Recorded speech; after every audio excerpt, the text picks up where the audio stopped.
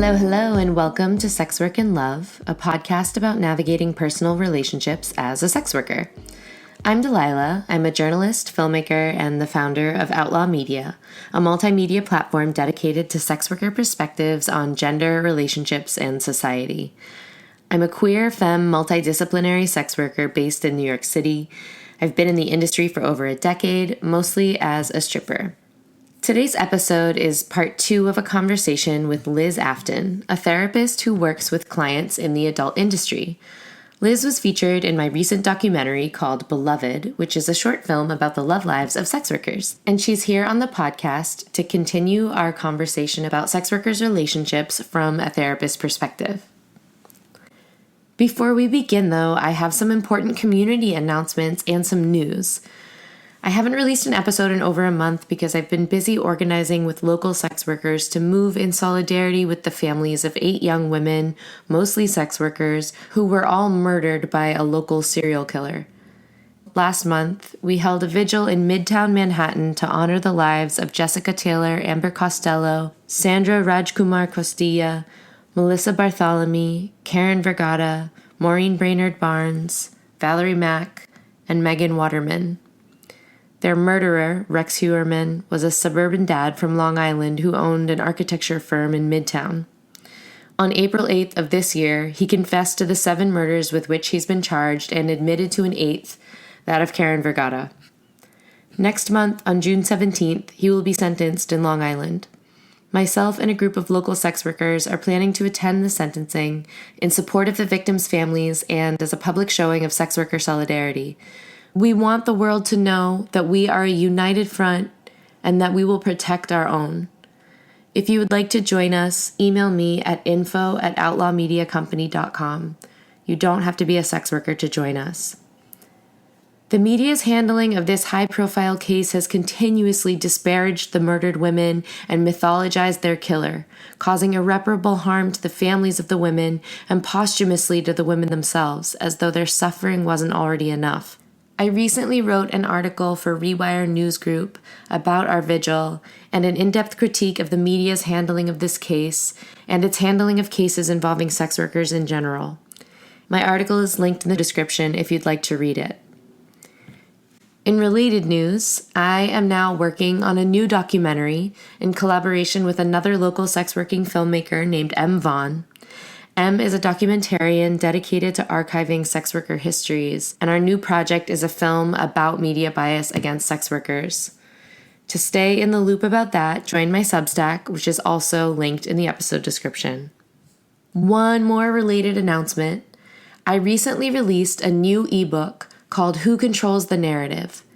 It's a guide for assessing bias in media about sex workers. Stories about sex workers can be confusing.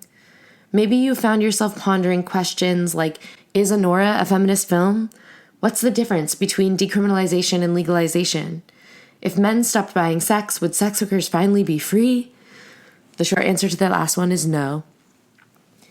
But people have been asking me questions like this for so long, and it's become really, even in journalism school, my journalistic colleagues in journalism school would come and ask my opinion on Anora, or they would use the word decriminalization when they meant to say legalization. And these are brilliant, wonderful people who want the same things that I want in the world and who want the same things that the sex worker rights movement wants in the world, but they're not necessarily receiving information on how to decipher media featuring stories about sex workers. And that is a disservice to people who really do want to support the movement.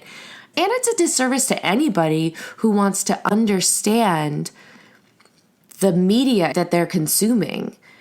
Whether or not you believe in decriminalization, whatever you believe, if you're being misinformed by something that you're watching or reading or a podcast you're listening to, and you don't know you're being misinformed, you still can't make informed decisions about what your views or politics or desires in this world regarding sex work really are.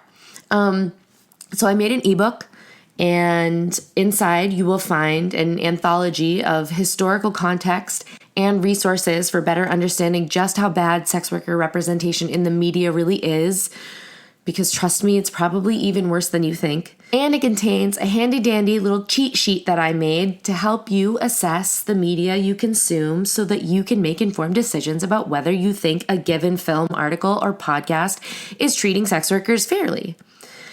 The ebook is Pay What You Want, and all proceeds will help fund mine and M's new film. If you want to see that book, the link is in the show description. 2 more local New York City events that I want you to know about is that this Sunday, May 31st, at Judson Memorial Church in Washington Square, there will be a sex worker-led morning service at 11 a.m., followed by a community meal at 2 p.m. I'll be tabling there, so if you decide to come, please stop by my table and say hi.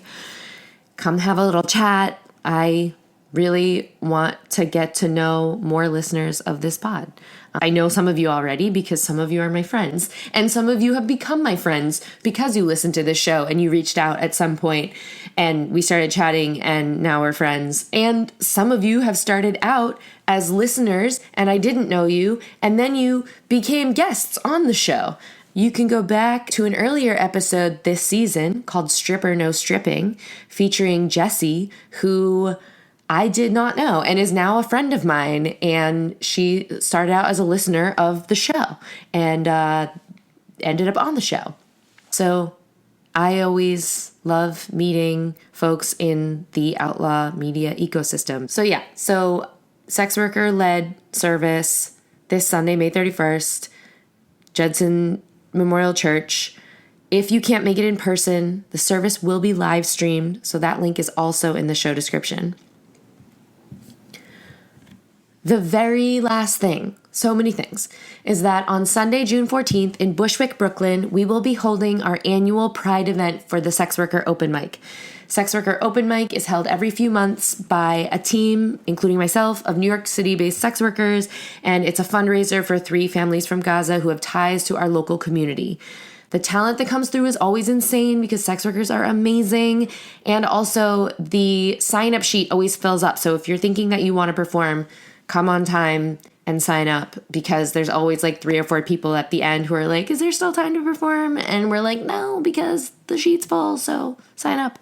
And every time I have to say no to somebody, I feel like a terrible person, and I never stop thinking about it for the rest of my life. So don't do that. Come on time and sign up and share your beautiful talents with us. You don't have to be a sex worker to perform. Including non-sex workers is a way to help protect sex workers who are not out publicly and don't want to be out on stage about the fact that they're sex workers. Anyways, so if you want more info about the mic, that is, you guessed it, in the show description. Okay, without further ado, let's get started. If you're in the adult industry and seeking the support of a mental health professional, you deserve a sex worker affirming practitioner. Someone who doesn't carry biases that could impair their ability to counsel you well. For example, if a sex worker is in a relationship where a jealous partner negs them about their work, then the problem is the partner's behavior, not the sex worker's job. If the therapist can't see that, they might lead from a position that lends credence to the negging partner's controlling tactics. In some cases, this poses a real safety issue.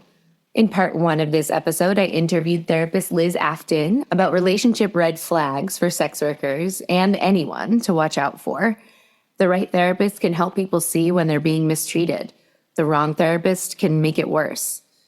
Sometimes, in relationships that are generally going okay, tension arises around the more mundane aspects of sex work, such as burnout, mismatched schedules, or effects on the worker's libido. Individuals and couples seeking support in those situations should expect their therapists to be able to grasp the nuance. But not enough people who want therapy can afford it. And although a podcast interview is certainly not therapy, it's still going to be incredibly valuable for a lot of listeners, myself included, just to hear relationship analysis from a sex worker affirming therapist like Liz Afton, who has returned to the show today to discuss relationships where sex work is not a make or break issue, but still might cause some conflict. So, hi, Liz. Welcome back. Hi, Delilah. So happy to be here. Thank you for having me. Thank you so much for being here. Can you start us off today by talking about what are the pillars of a successful relationship? Successful relationship is based on trust, mutual respect, shared joy, and lifting each other up, adventure and exploration, and growing with each other over time, and wanting the other to be the best version of themselves possible as defined by that person. Groovy. Yeah. For couples where the sex worker, and this is a wide net, some couples include two sex workers. Some people are poly. I'm kind of speaking in a shorthand here for couples where one person's a sex worker, one person's not. And when we talk about that dynamic, we talk about issues that could be present in other relationship dynamics. So for couples where the sex worker does feel supported by their partner, there are still some common relationship stressors. Like we mentioned before, mismatched schedules and burnout are big ones. And in some cases, a sex worker's job can diminish or affect their own sex drive, which can then in turn affect their relationships. So walk us through these potential challenges and explain how a couple that's struggling might better manage these factors.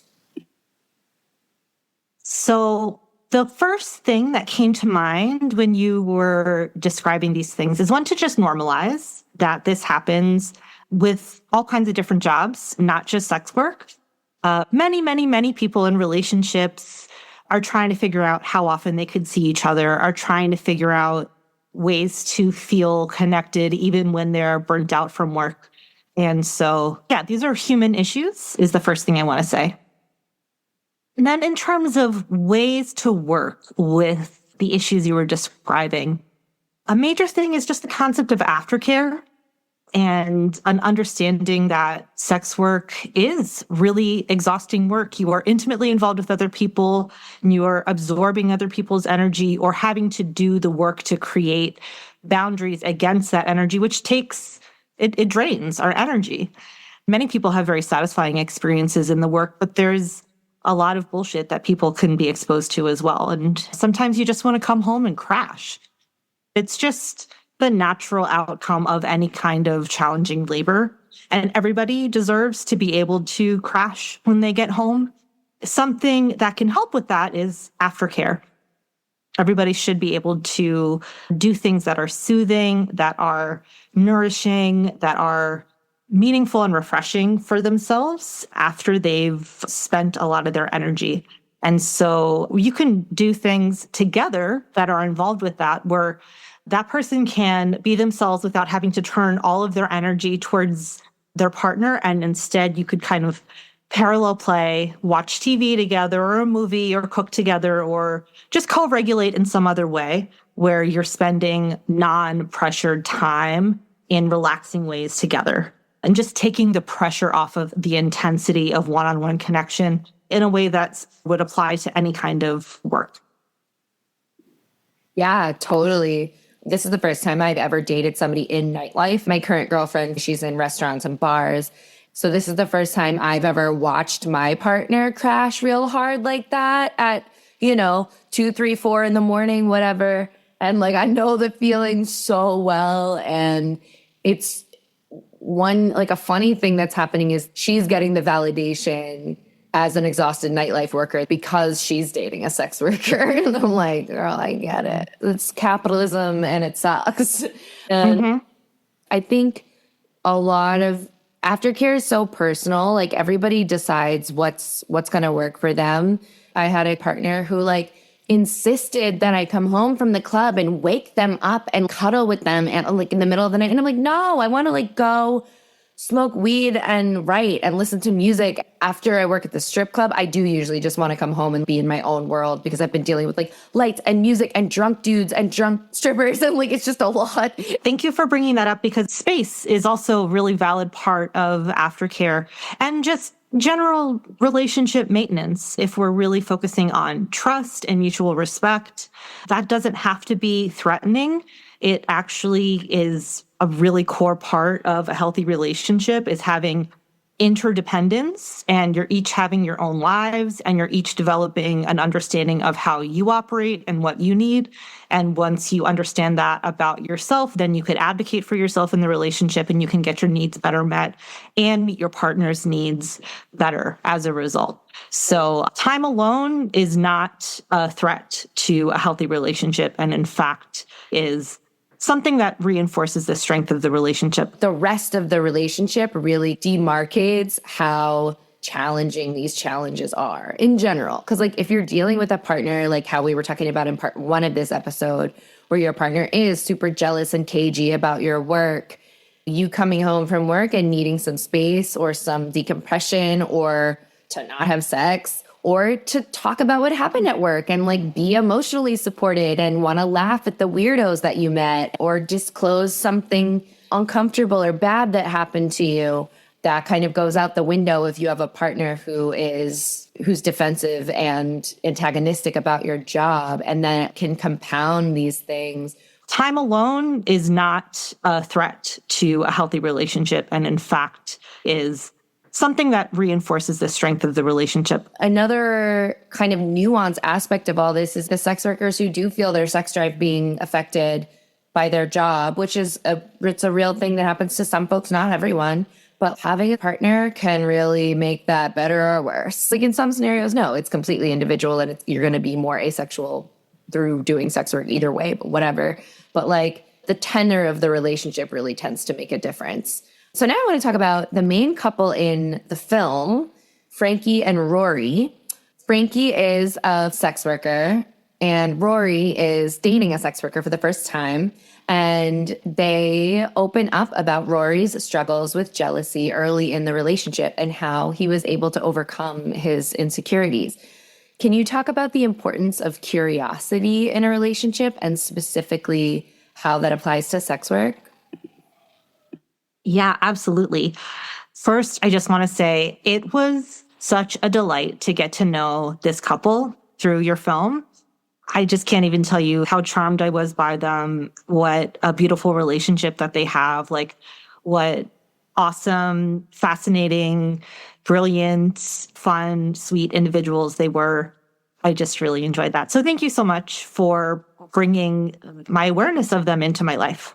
Yeah. Thank you for saying that. That is literally what everyone says. All of my friends and colleagues and people watching the film for the first time, everybody's in love with them.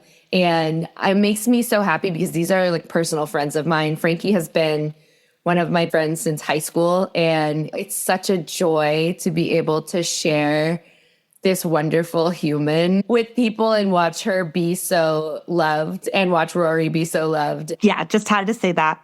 But curiosity. So curiosity is essential. I remember our having a conversation about this when you interviewed me for the film. And I remember your eyes like getting wide and you're nodding really like it just, you recognized immediately like how meaningful that quality is. Curiosity is about really wanting to understand the inner world and the external circumstances that our partner is experiencing. And one thing I will highlight as a caveat is simply asking questions doesn't necessarily tap into curiosity because sometimes questions can be motivated by a desire to control or insecurity and a desire to like disrespect a person's boundaries or accuse somebody in a roundabout way. I'm sorry to interrupt you. I want to put a bright neon sticky note on what you just said because I used to get such anxiety in one of my relationships with a partner who was covertly controlling about my sex work. And they would always start with, hey, so I have a question. My body, I would start to tense up because I would know that it meant that I was about to get nagged. Mm-hmm. Go on. Sorry. No, it's so relevant. Curiosity is the absence of an agenda, right? If you're asking questions with the desire to expose somebody or manipulate them or whatever it is, there's an agenda present.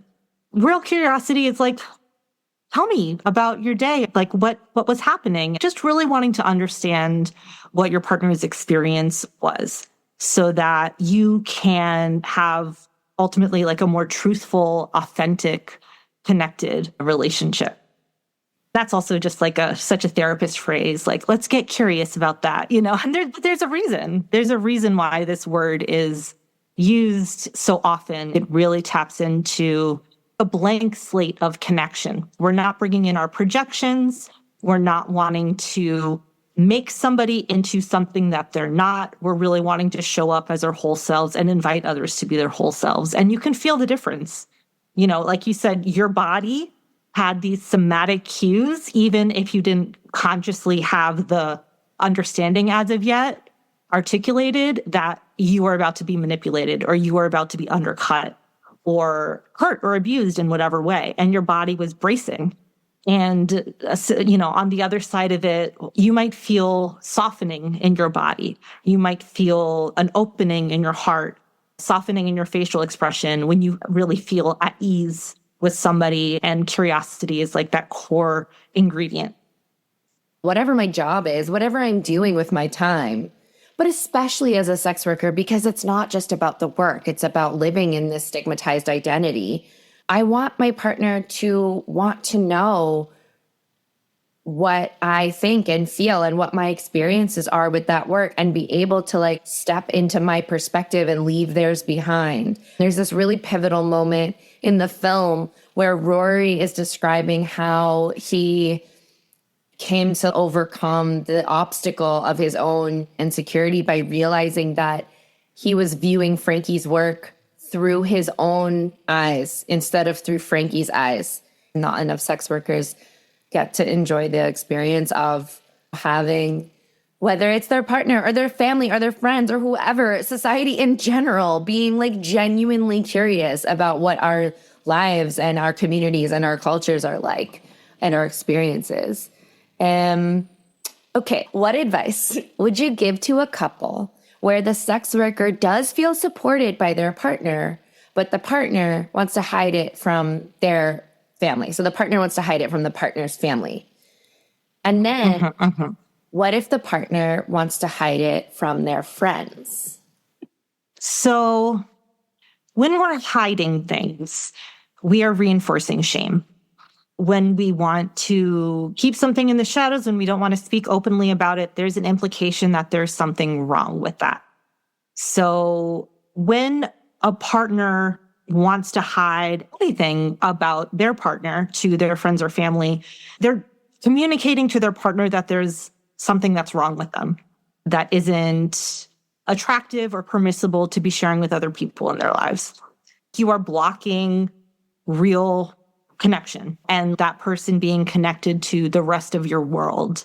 So that's going to impact the sense of closeness or self-esteem or sense of being valued for the person whose lifestyle is being hidden. Can I challenge you a little bit on what you just said? Sure, of course. Thank you. I appreciate it. So I think everybody should decide this for themselves. And if people are like, hey, I can't date somebody who can't be honest with their family about what I do, I think that's super valid. And I definitely affirm that if that's what you want, that's what you should seek in your relationship. And I would feel the same way in a partnership with somebody who was close with their family. But what if they're not close with their family and their family's super problematic and they don't really fuck with them and maybe they're in some types of obligatory relationships with their family and they're like, hey, this is what it is. My family is definitely not ever okay with a sex worker being around. So it's going to be easier if we just don't tell them. So in that kind of circumstance, I guess I would be more understanding of the situation, but I would never be okay with my partner hiding it from their friends. I'm completely in agreement with what you're saying. I was interpreting the question around the person wanted to rather than this was a shared value in the relationship. So completely, of course, if we know that some environment is going to be judgmental or hateful or harmful, of course, we want to be respecting people's choices about what is shared. And then, yeah, it's true. Friends versus family. I guess this is an unfortunate thing that so many people experience harm in their families or prejudice or judgment or rejection around who they are, the things that they do for money or whatever it might be. Unfortunately, I have had clients who've reported experiences where they Yeah, were actively judged by the partner's friends, and they weren't able to feel like they could share a group night or like a shared activity or just being connected with community as a result. It doesn't feel good when you can't be included or seen for who you are. Yeah. And I would just feel like my partner didn't have my back if they kept people around that were phobic. And I also recognize like there's nuance too, because there are some people who, depending on where they live, they might only have the option of hanging out with people or dating people who have some level of prejudice against sex workers. And I reiterate this all the time, but like, I'm never saying that I think that every sex worker has to come out of the closet. I think that the world needs to be safer and make it known that no harm will come to us if we do, and that we won't lose relationships, and that people won't withhold their affection and their care if they know that we're sex workers.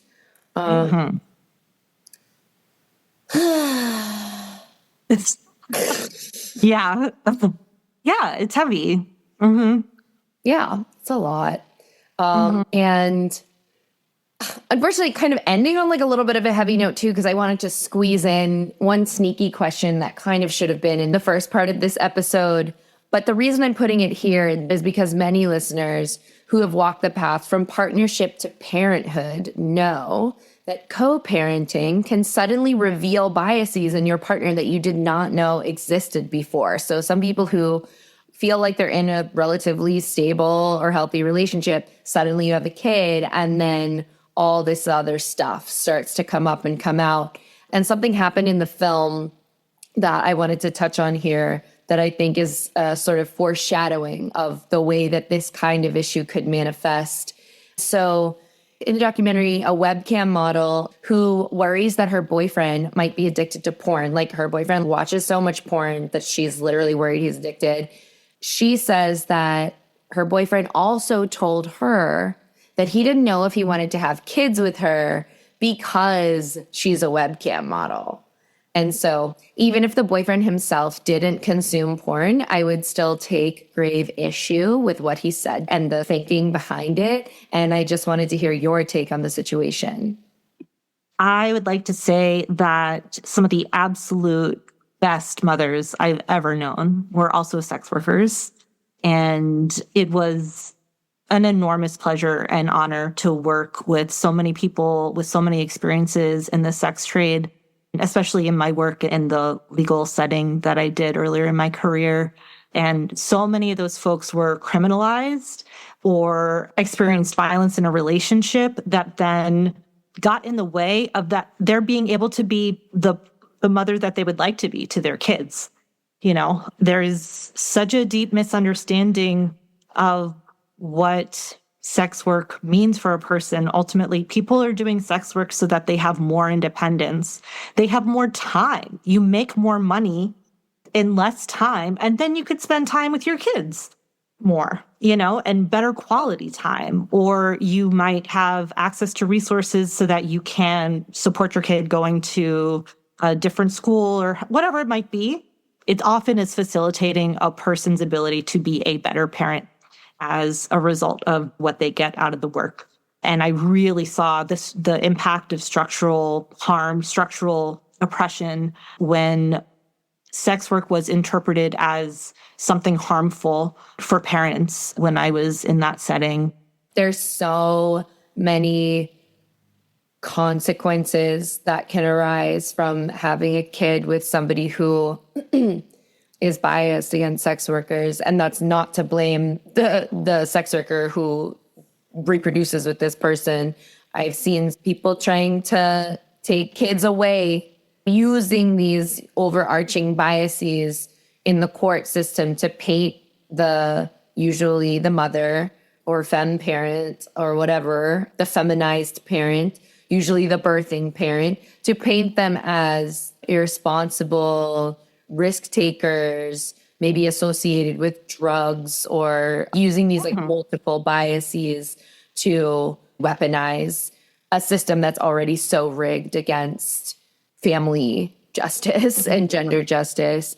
Even outside of the court system, just using that bias to sort of make somebody's life hell. It's very disturbing, and I've just witnessed a lot of harm as a result of that. And obviously that's such an upsetting experience for people who they've already, built a life around that co-parenting, to discover that after the fact that person is holding that belief. And now you have a kid with a horphobic parent, and this kid's going to be getting indoctrinated by that parent into ideologies that are biased against sex workers. It's a whole fucking thing.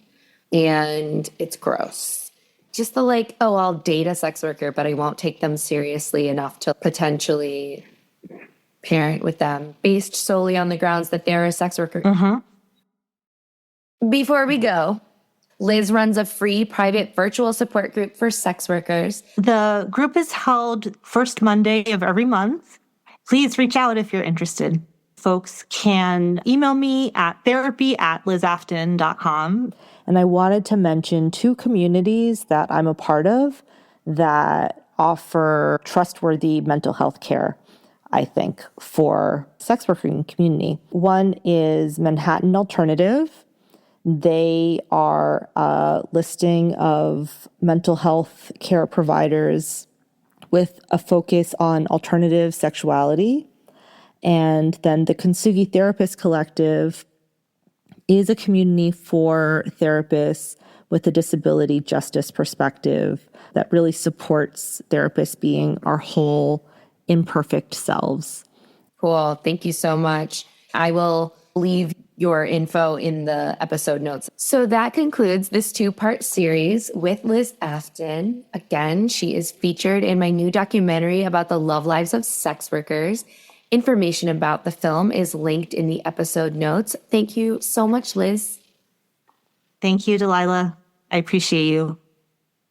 And thank you so much for tuning in to the Sex Work and Love podcast.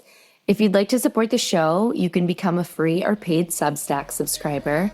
You can find me on Instagram at Outlaw Media Company and on YouTube. Thanks for listening, and I will meet you back here next time. I'm all about my Friday night money, honey. Do you have my Friday night?